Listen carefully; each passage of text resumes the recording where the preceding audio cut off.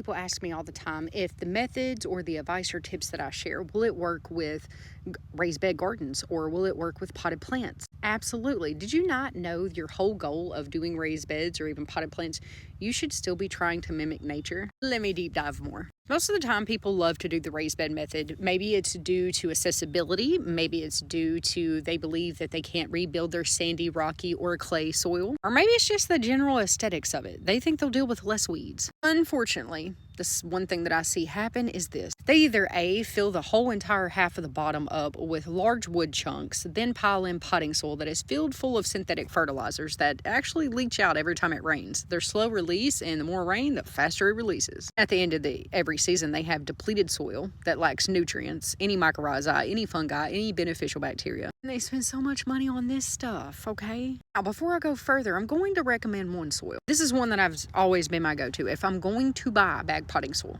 it will be this. Now, this is year one, this picture, in my in-ground garden at a new property. That is my soil within one season of working in it. This is my soil at my last property. Now, the reason why I showed you all of those is you see how healthy my soil is. I did not till, all right? I didn't add synthetic fertilizers. I didn't add herbicides. I didn't add pesticides. I didn't add bag soil to it. I just used free organic matter around me. Implemented cover crops. And at the end of every growing season, I didn't just pull things by the root. I did a chop and drop method, so it added more carbon material back to the soil. Now, am I saying that raised bed gardening is bad? Absolutely not. I'm actually going to build me a few beds because my knees are starting to hurt. Accessibility will be my go-to here before long, but I will be mimicking nature within those growing beds. I will be implementing the same soil tactics that I implement in ground. So back to when I was saying that people like to fill them full of big wood chunks. You know what I see else happen? I have an improper balance to pill bugs, aka roly-polies. And normally they wouldn't eat your plants, but when you have an imbalance, they will eat seedlings. That's one of the top complaints I see. The other is the expense of refilling with potting soil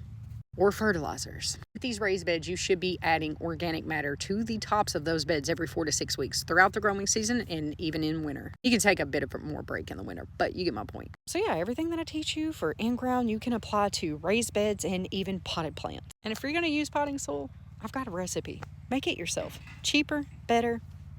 You know where it came from.